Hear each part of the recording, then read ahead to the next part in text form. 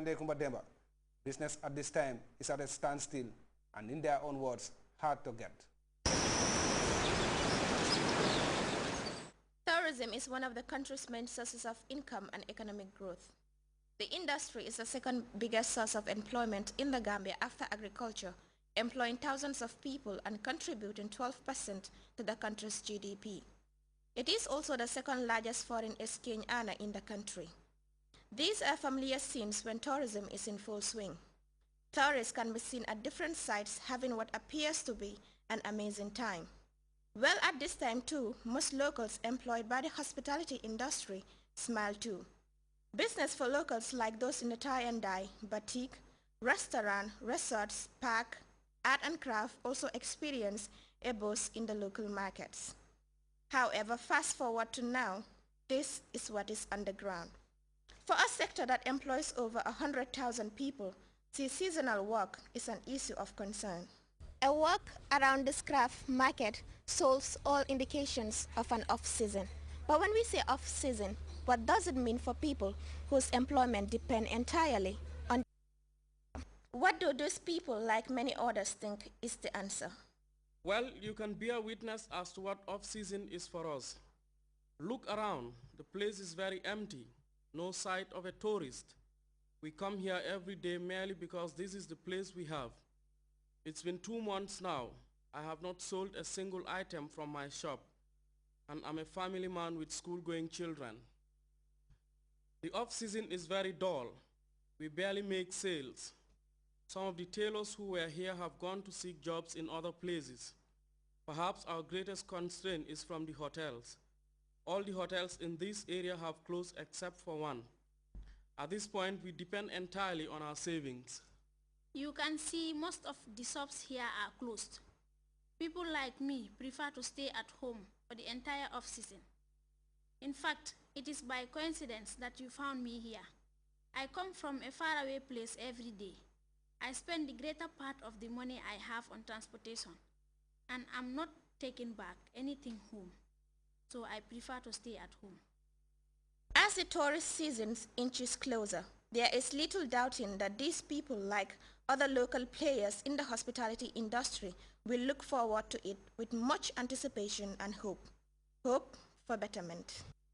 Successful entrepreneurship, how to achieve it, the qualities required and the role it plays in the socio-economic development of a country was the subject of discussion at the second graduation ceremony of 37 students of Vicky's Salon Skills Center. In this story prepared by Modulamin Sise, we bring you the spectacular fashion in which the 37 students received their certificates. They are a group of young people from different backgrounds, but at the Vicky's Salon Skills Training Center they were treated as one. Trained in different skills in hairdressing and cosmetology, these graduating students are armed with entrepreneurial and other employable skills with which they can make a mark in the country's hairdressing and cosmetology industry. Their areas of specialization are hair extension, style and dress hair, shampooing or blow dry, hair coloring, hair cutting, manicure or pedicure, perming nails or makeup and braiding. The students are products of Vicky's Hairdressing Salon Skills Center, an institution established to fill the capacity gaps of young people. Well, on Wednesday, the training center converged for the graduation ceremony of 37 students. The ceremony was a well-attended one characterized by motivational and inspirational speeches on skill acquisition and successful entrepreneurship. First to take to the podium was Janet Bajan Young, retired civil servant but definitely not tired, for she now runs that innovative feature of the Gambia's artistic industry, the Ebunjan Theatre. Her task was to deliver on successful entrepreneurship. She cited in the process some of the innate and acquired qualities of a successful entrepreneur. You can't start a business with nothing. You understand me? And so that's how I did it. So when it was time to start, at least I had some seed money to start. The other thing is you have to work hard. That's why people don't like to start their own business, because I tell you, you will work till you drop. If you want everything to go right, and you must be checking. Never assume that somebody will do something for you. Or if you have a program that they will do this and that for you. No, you have to do it yourself. Make sure that you you have that kind of you know. Then constantly look for ways to network. It's not always that you have all the ideas. Sometimes you meet somebody, you talk to them, you tell them what your problem is or what you are aiming, and they say, why don't you do this? You may not take it, but at least it sets you thinking. Agnes Campbell, one of the speakers at the program, took time to put inspiration into the graduating students. Unemployment and underemployment, she said, are problems that haunt almost every country.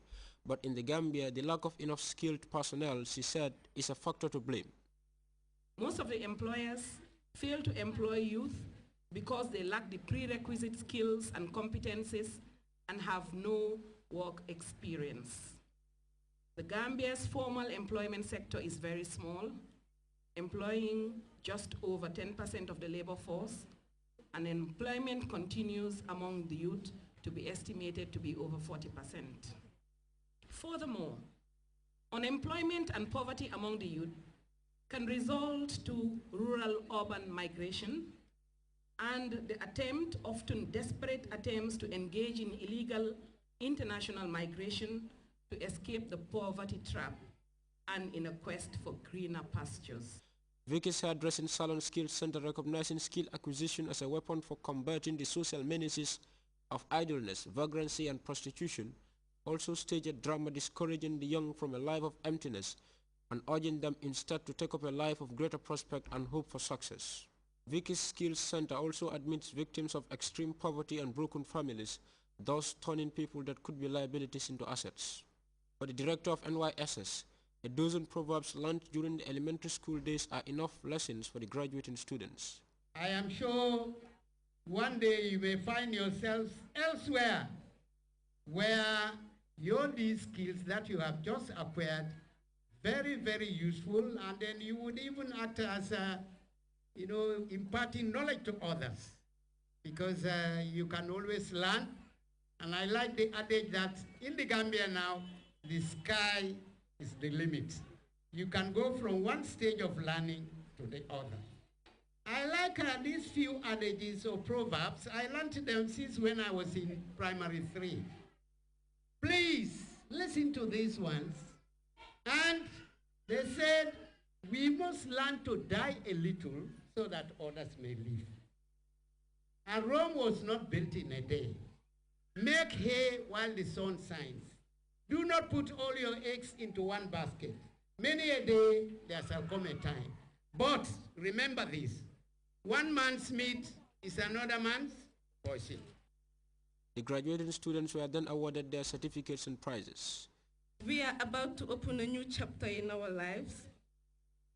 We'll meet lots of challenges on our way, trying to pull us down, but we should be strong to overcome it. Life doesn't seem easy for anybody, but it depends on how you plan it. There are two ways in life, either to succeed or fail, and I believe the way of failure is not our portion. We should try and avoid bad company because it may lead you to frustrating in the end.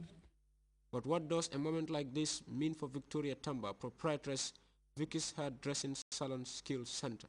I have graduated over 150 students, and so far, 90% of them are either being employed in the private sector or are engaged in the commercial ventures and small-scale enterprises. Others teaching hairdressing and cosmetology. I have partnered with YMCA. Thank you. I have partnered with YMCA, NYSS, sponsors, and private students as well. Vicky's Hairdressing Skill Center is created to develop young women to be outstanding citizens in the business of cosmetology by providing them with the professional skills and know-how. It is government policy to ensure sustainable post-basic technical and vocational training. Therefore, efforts by Vicky's to send 37 skilled personnel into the labor market is a significant complement to national development strives. Well, that is quite remarkable. More can you do something like that? Of course,